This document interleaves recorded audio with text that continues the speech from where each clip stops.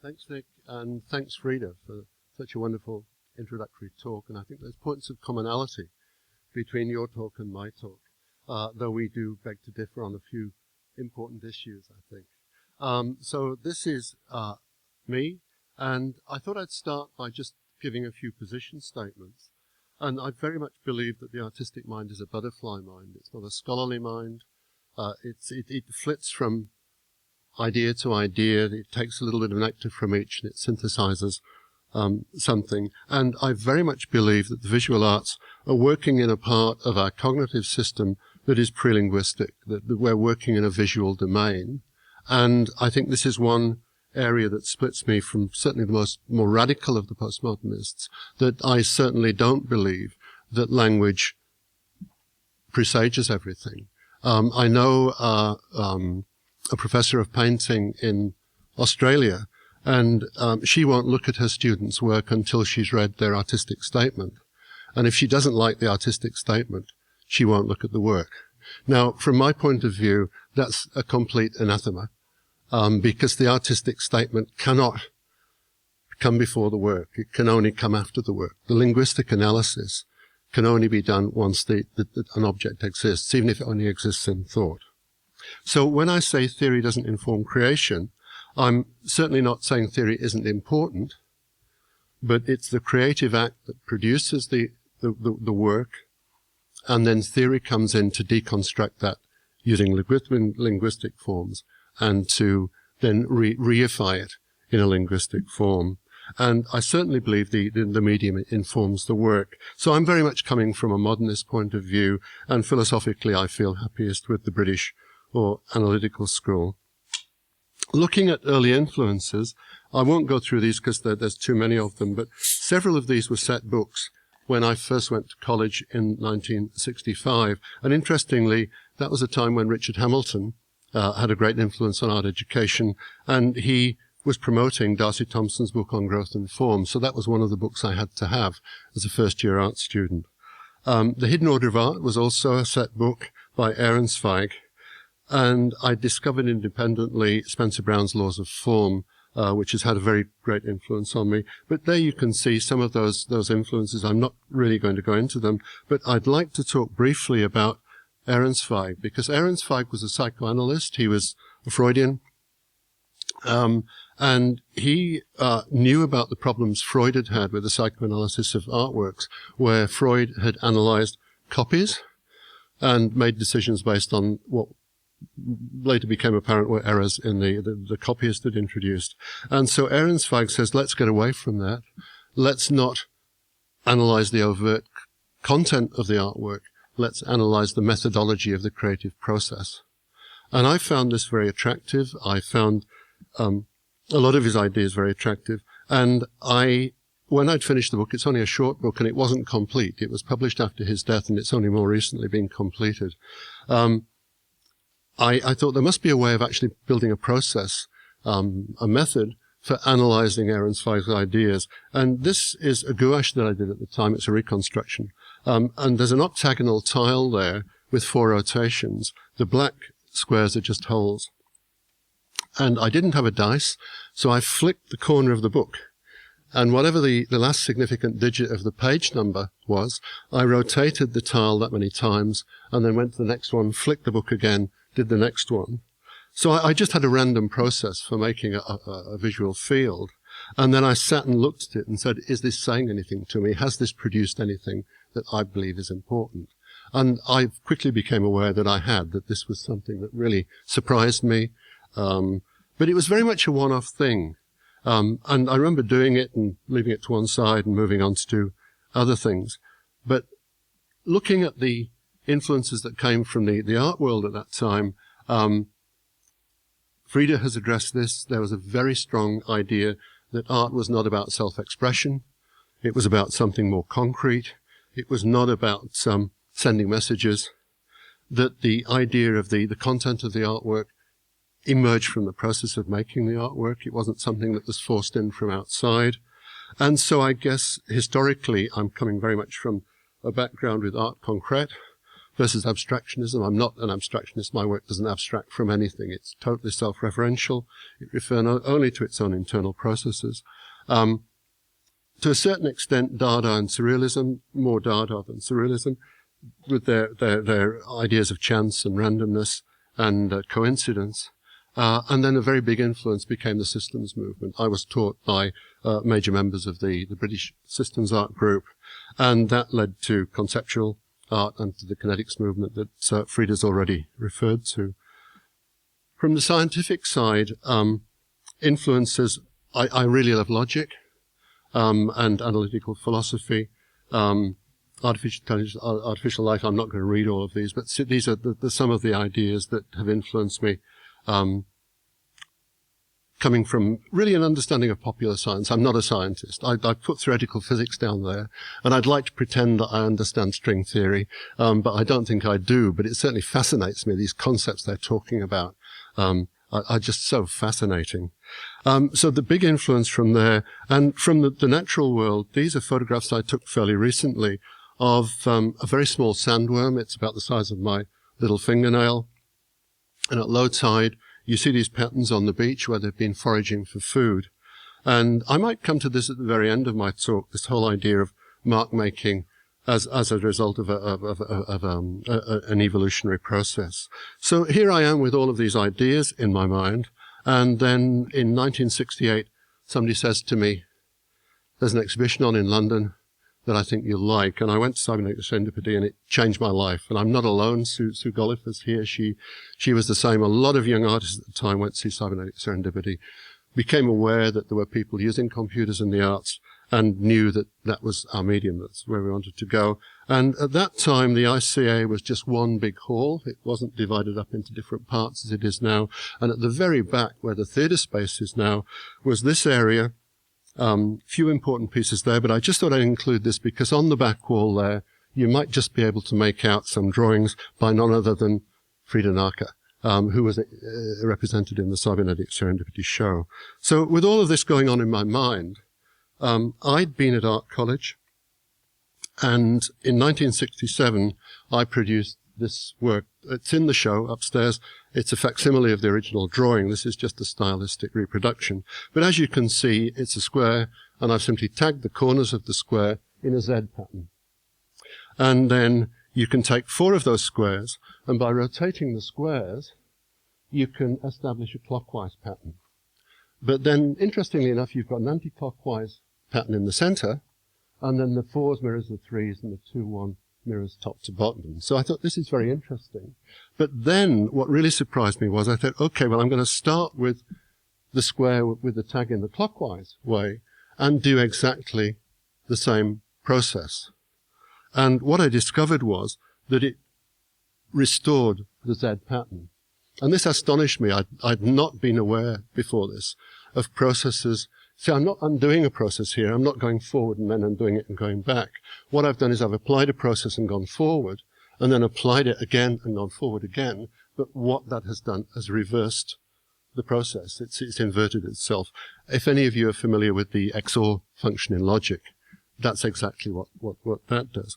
And not only did I see that, I realized you could just go on and do this at different scales. You could just keep adding these to each other. And once you did that, the same elements start to reappear at different scales.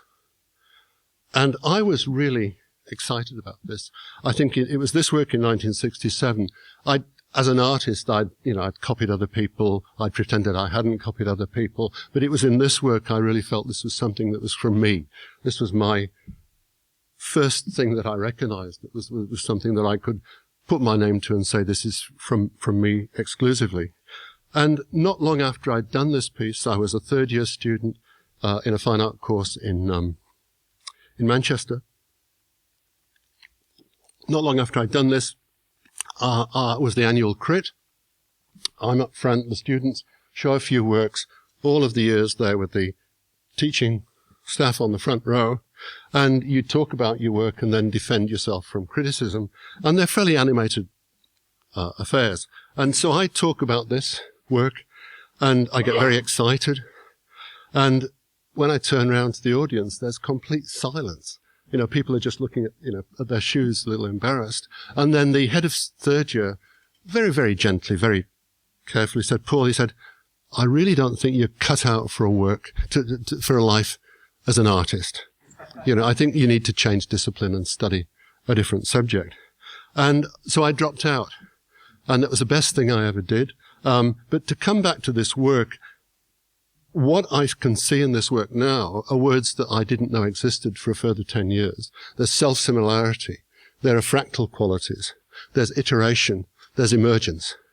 All of these words which begin to sort of enter, certainly my mind, in the late 70s and through into the 80s, I can see implicit in this work. But anyway, I took Tim Leary's advice. I tuned in, and dropped out and formed a light show. Nova Express light show. We played with some of the really big names of the day, Pink Floyd, The Nice, The Who, Canned Heat. And then eventually, through our connection with the Great George's Centre, began to work with arts groups, people like Meredith Monk and the House Company and Electronica Musica Viva. And this gave me an incredible freedom to experiment with materials in a way that I hadn't been able to do as an art student. So I experimented with photography. This is a chemically modified photograph, or a series of them. And what I've done here is actually developed, I couldn't afford to develop all the film through labs, so I bought the chemicals and did it myself. And I discovered you could speed the process up by heating up the chemicals. And so these have been developed in boiling developer. And as you can see, the individual layers, gelatin layers of the film substrate have actually lifted off and settled back down and really introduced some very, very interesting random chemical turbulent activities, and really meant a great deal to me.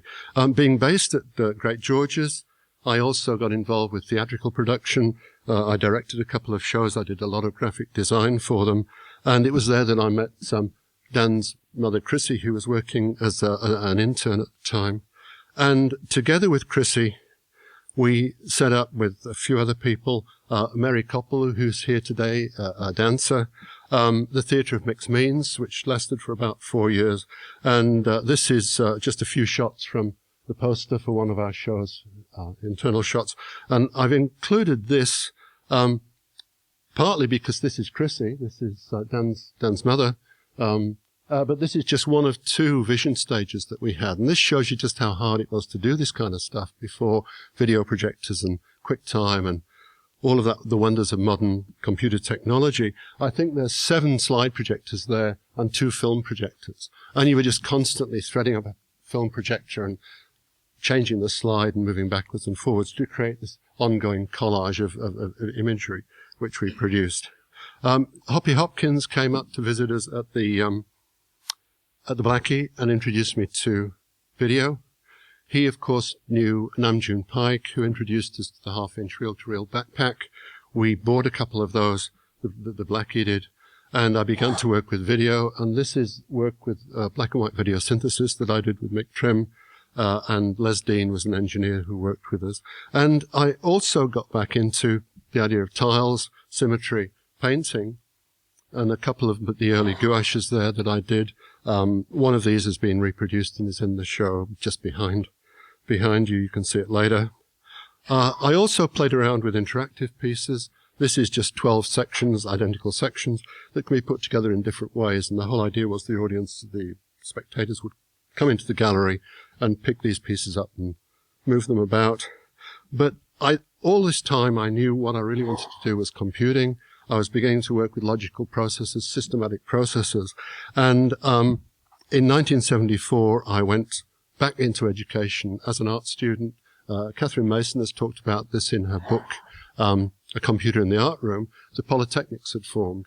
So the individual colleges of art, colleges of engineering, colleges of fashion and textile and so on had been amalgamated financially. It was a financial maneuver by the government. But what it meant was you could go back to being an art student, or I could go back to being an art student and knock on the door of the engineering department and say, teach me how to program, which is what several of us did in England at that time over the cusp of the 1970s. So I began to work with computers. The piece on the left there is just an early 5-finger exercise. On the right is a piece that's in the show, probably one of the more significant of the early pieces that I did at that time. We didn't have color output at that time. It was just a pen plotter. But what I could do is use Munsell notation. And so I'd get black and white line drawings and then Munsell notation for areas that needed to be filled with color. At that time, Liquitex produced paints that were pure Munsell colors. They don't anymore. And it meant it was very easy to mix up colors very accurately. And so I just became a machine to make these works based on instructions that I got from programs that I'd written.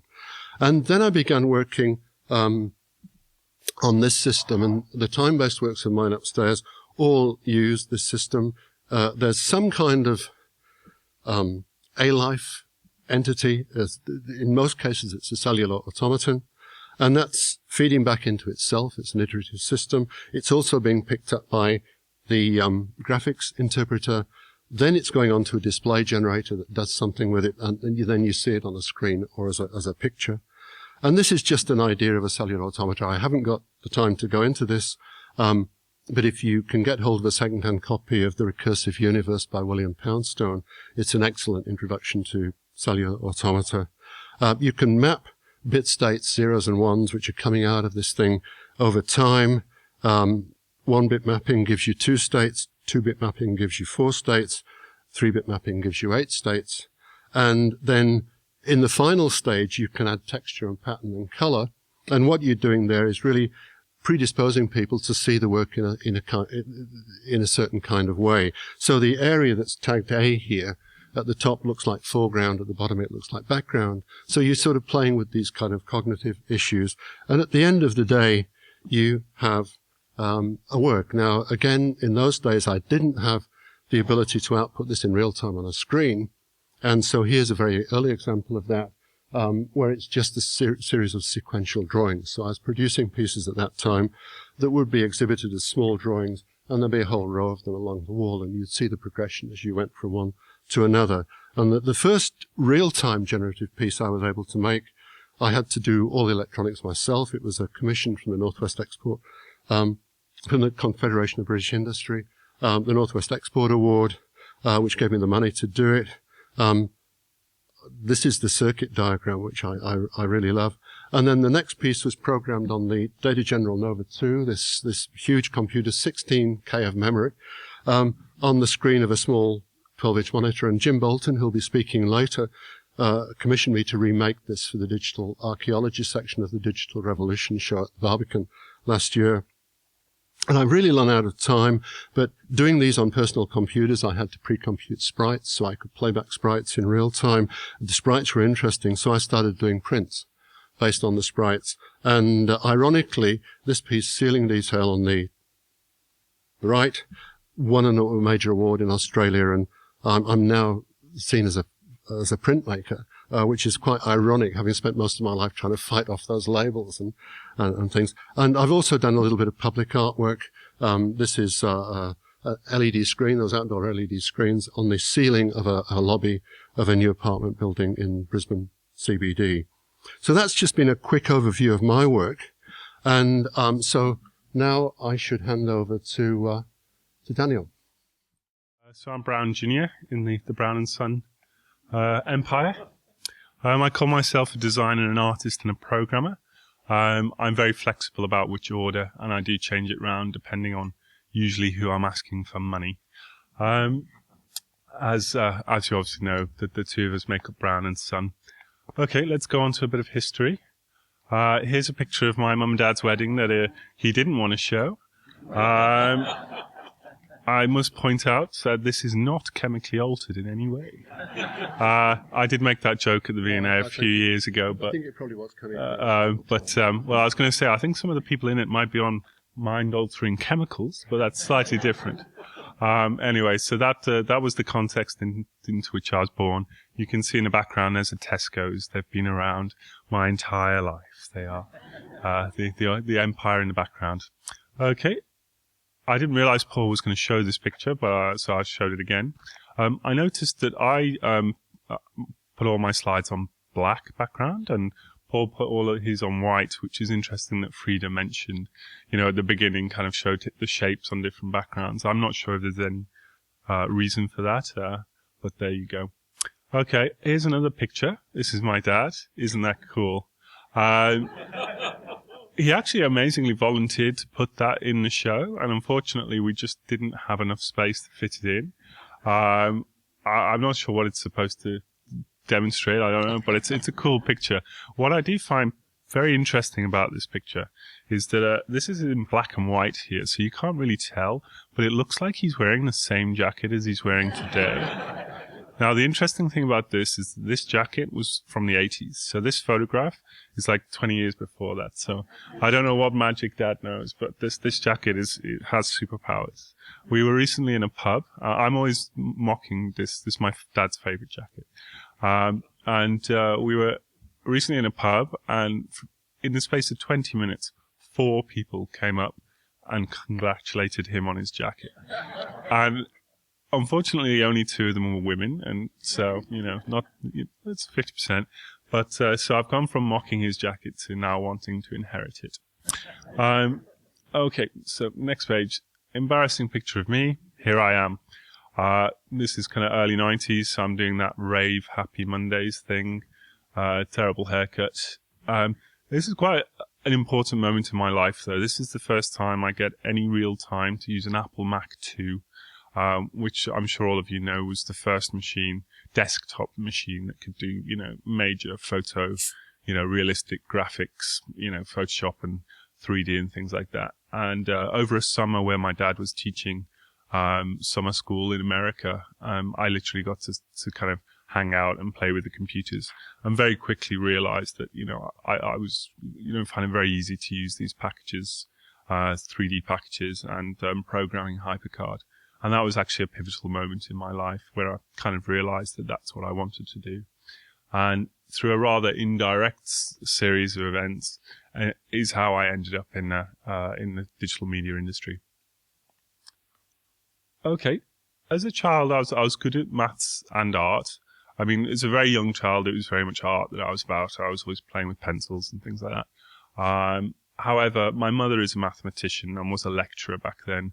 And my dad was a programmer, so it's no surprise that mathematics is something that would come out. By the age of 15, I went to a grammar school and they were very formal. And they really pushed me down the route of kind of, economist or engineer. And in fact, I didn't even study, art after the age of 14. When I got into the industry, I started out as a traditional, digital, interactive designer, kind of making CD-ROMs and things like that. And it's only more recently that in the last 10 years that kind of generative work has become really important to me. I do still work as a designer. I essentially have 2 jobs. One is to work for kind of corporations and stuff, making websites and things for them in a classic role as a designer. And the other one is as a commissioned artist, and I make artworks for private buyers and museums and things like that. Okay, I normally split my practice into 3 areas. I'm only really going to talk about one today, but I'll just give you all 3. The top is real-time technology, and that's the fact that now computers are so powerful that they can render in real time computer graphics that pretty much almost look real now, or they're animations that are, like Pixar quality. And I think that introduces an interesting future where soon we'll have things like film, that you can interact with. And it really seems to be a real film rather than just a kind of 8-bit computer graphics. The second area I work in is interaction and network connectivity. So the fact that you can talk to people on the other side of the world and things. But really what I'm going to focus on now, and the focus of this show, is what I call generative art and generative aesthetics. Okay, just a quick kind of why I was interested in doing the Brown and Son show with my dad. I realized I was very lucky around the turn of the century, 2000, that I'd got a lot of attention from kind of doing lots of cool interactive toys and things and getting them out on the internet. And because of the web being what it was and the fact that it exploded to be millions and billions of users within a few years, I was literally picked up on that wave, and was one of the first of the kind of web artists to kind of come to prominence. And the media has, since that day, very much kind of continually built up this story of new and exciting and high tech. And I must admit, I was luckier than most to be picked up by the media in that way. But it started to concern me that younger artists, and I do include myself in that phrase, and designers, started to kind of create things without even realizing that they'd already been done. And there's in one case, there's actually somebody, I won't name the person, I won't be mean, who I know, who actually believed they invented a mathematical principle. And for many years, got attention around the world in the media, saying that he'd invented this thing. And for many years, I tried to kind of say to him, look, by the way, no, it's quite an old thing, I was certainly taught about it when I was in school. And then finally, with the help of my dad, we managed to track down a video from SIGGRAPH in the 80s, which showed this thing being demonstrated on a drawing board, and finally showed it to him, which I felt incredibly mean to do. But also, I think it is vital that with the media continually kind of, presenting this new revolutionary thing, that we start to really say, well, hang on, it's not new, it's 50 years old. We need to start treating it in the way that the art world, the traditional art world does, and documenting what's going on. And I thought, given that, me and my father, we reckon we probably are the first kind of father to son business kind of link, in this industry. We thought that who better else to be able to kind of cross that bridge, and appeal to kind of all people. And also, so just to briefly say at the end, I don't know if you've seen the shop front that's up, you can see upstairs, but it's also on the cover of the book. I also thought I like the idea of presenting it as Brown and Son, as a traditional thing, and not as a kind of super high tech, futuristic thing. It's kind of something that's always been there. So, secondly, why the art that makes itself? I'm interested in work that exhibits autonomy. Me and my father do have a bit of differences in that. As Frida mentioned earlier, Paul does has always had this dream of making machines that can make art, as in the kind of the fullest understanding of the phrase. For me, myself, I take a much more similar approach to the Turing Test.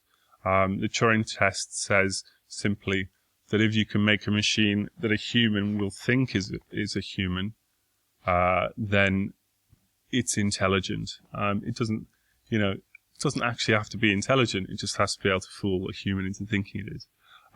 And how I see that in my visual work is that I'm interested in having the computer create something that looks as fantastic or more fantastic even than something a human could create.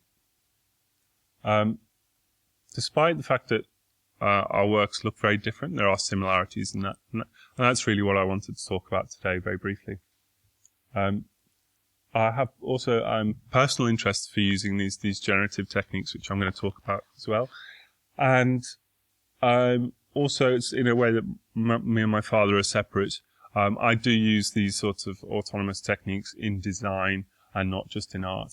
And I thought for the rest of my talk, I'm just going to give 3 kind of simple examples of that. Okay, so this is a commission of mine for Darcy Thompson Museum in Dundee, and this is one of my flowers pieces. What's going on here is that the flowers are generated by mathematical... Oh, sorry, we haven't got a... Okay, right, sorry, I'm looking at the wrong picture. There we go. All right, so what we've got going on here is flowers that are being generated by mathematical formulas.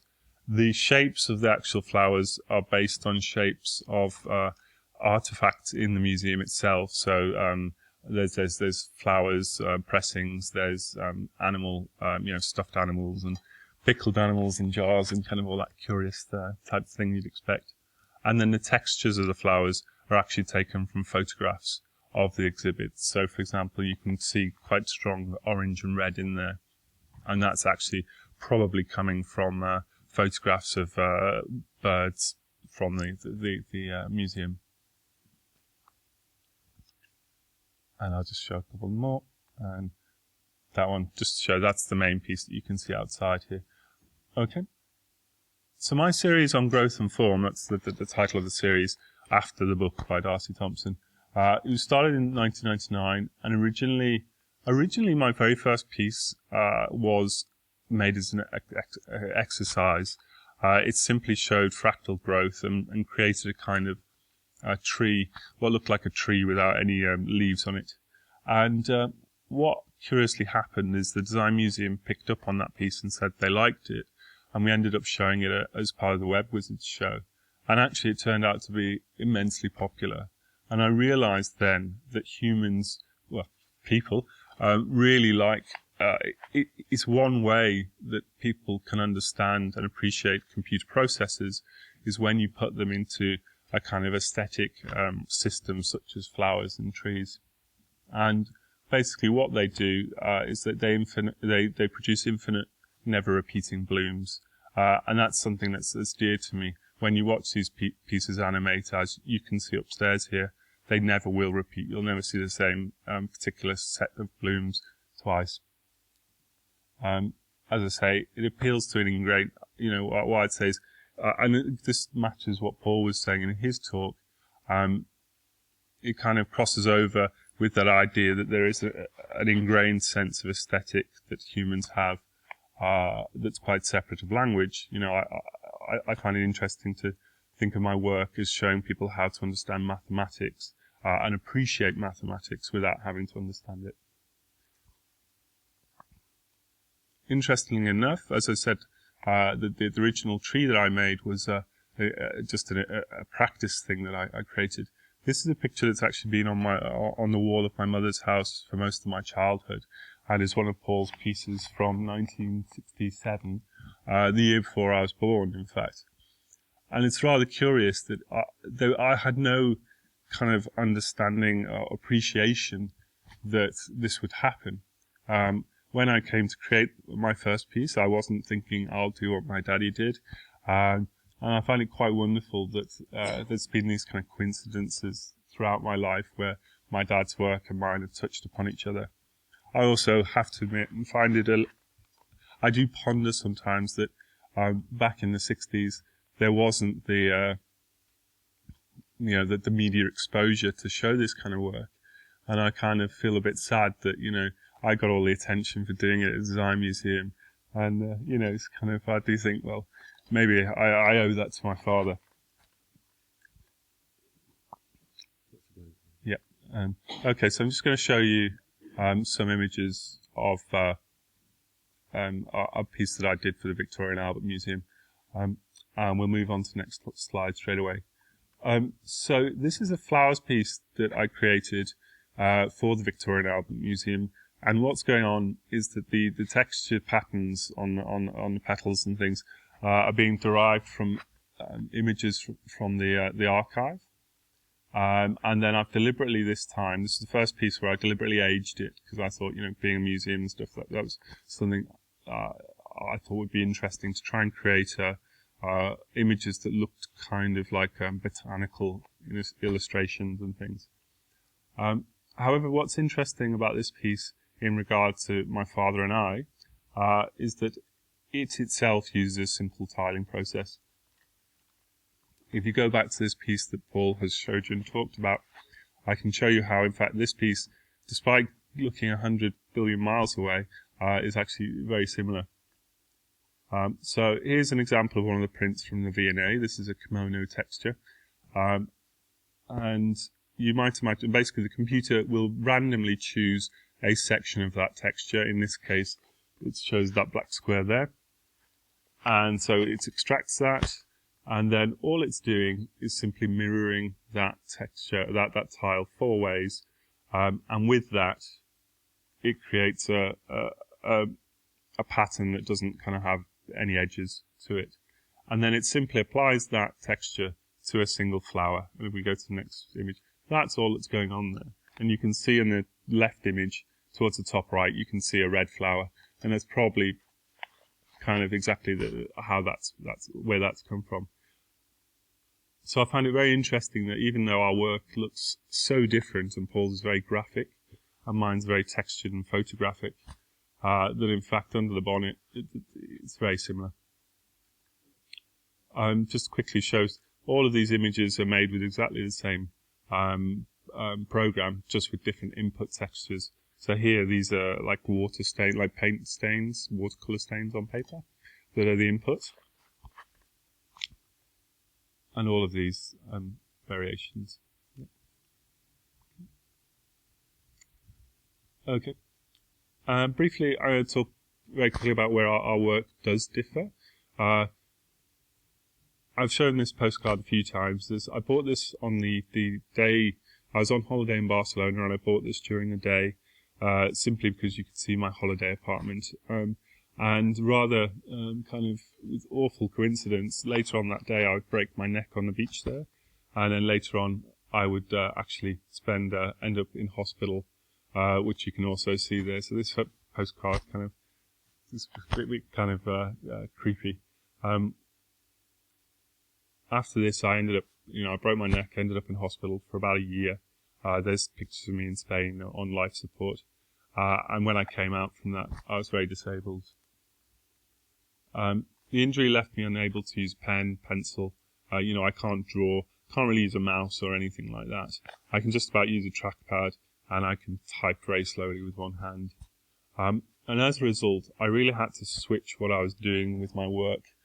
Instead of creating images with, Photoshop tools and Illustrator and kind of mimicking real-world tools, everything I do now is via code rather than by hand. And this has led to my kind of looking at my design practice of using these tools that I program, these autonomous programs, to create design and branding. And so what I do is I'll produce a visual system, and then I can sort of say to the computer, go ahead and generate some I can create a visual system and ask it to produce some variations, and then pick the variations that I like. And so literally what I'm doing there is I do set the machine off, the computer off as a machine generating images, and when I like one, I'll stop it and say, yep, I'll have that one. And then I can tweak that and we'll harvest it first and then tweak it. And that's in fact how all of the flower compositions that you see upstairs came to be. However, in the process of kind of thinking this through, I realized that this method solves a basic design problem that we have, which is that we've now got an awful lot, the kind of the new production techniques that allow just-in-time production, that allow mass customization, 3D printing, e-ink, and electronic wallpaper and things, allow everyone to have their own ever-changing artifacts and objects to consume. However, it does bring up the paradox that to think it through logically, you'd need as many designers as you have people who want art items, because they're basically going to want a designer to sit on their shoulder and tell them how to create everything, or what they want. And instead, I realized that if you create a visual autonomous system, you can then give that to people and let people play with that system, and each person can create their own item that they like and buy it or print it out or whatever, and yet it can still look on form, on brand. Let's go down a bit. I'm aware of time here, so I'm just going to jump across pretty quickly. Let's show the picture. So this is the piece that I showed upstairs, Software as Furniture. And what's going on here is I imagined a time when you might be able to change the pattern on your plate, or you might just be able to buy a new plate and it arrives in the mail tomorrow. And I thought, wouldn't it be great to have a machine that allows you to kind of create endless variations that all look good and all look aesthetically appealing, but that the consumer would be able to kind of interact with and say, yes, that's beautiful, I'll have that. And, a plate could arrive in the mail the next day. Okay, very, very quickly here. One of my most recent pieces was for a commission, flowers commission in Dubai, and for a hotel. And it got me thinking. I started researching Islamic architecture, and I can't travel, and so basically I started on Flickr looking for interesting architecture, and basically finding these amazing images. And that became the inspiration for this piece. And you can see here these flowers, instead of a kind of square tile that the V&A does, the piece has, these are actually much more circular patterns, which are actually recursive fractal patterns. And so they kind of give across that, kind of very Arabic style patterns on the flowers themselves. And this is an example of where I used it as a tool. So the piece that you see upstairs runs forever. But what I did is when I saw a flower I liked, I pressed pause and I could save it out. And these are the final posters that came out of that, which I then went on to retouch and things like that. The last project I was going to show, as I say, I can't travel because of my disability, which is really distressing actually. And when I was doing the work for the research for the piece in Dubai, I ended up looking at all these images and becoming quite depressed that, I'm never going to be able to travel around the world and see all of these places. And it got me thinking, well, maybe I could use what I'm doing, these generative systems that I create, to create my own imaginary place that I could then kind of give myself back the empowerment of discovering something great. And then I kind of went on to say, well, let's now look into the imaginary culture of the people who live in this place. And so I came up with a piece called City of God, and the name is a reference to, again, Arabic kind of tiling, and the way that mosques in the Middle East kind of used this tiling as a kind of as a way of honouring God. So here's an example of one of the textile patterns that are generated. These are all three-dimensional fractals. Here I just applied it to a 3D model of a kimono, just kind of giving this sense of an imaginary culture. And I'm just going to zoom through some of the images of the city that is kind of intended to be kind of like top-down satellite views. And here's what I imagine could be a temple. And here's I don't know, it's a public place, plaza or something. And for me, these really felt like a way that they were kind of postcards of a place I had discovered, in the way that, people go around the world and say, look what I found. And everyone goes, wow, and not just architecture. So here I thought, came up with something, it's kind of much, looks like caves or something with kind of what looks like some very ancient carvings in it. So I was really kind of looking into this kind of entire, kind of environment. And here's a street view, obviously kind of medieval streets, looks almost Parisian. And to go on to this last one, I started looking into kind of thinking around the interiors of the buildings that there might be. And it was at this point that I kind of went, the light bulb went on and I went ding. And it brought me back to my father's piece, which is the ceiling detail from the Hall of Signs, isn't it? And what I realized is that at so many points in our lives, we've kind of gone apart. Literally, he lives in Australia and I live here. And for many years, haven't seen each other very often. But we've always seemed to, every now and then, our work has kind of overlapped again every kind of 5-10 years, which I think is very beautiful. And that's where I want to end.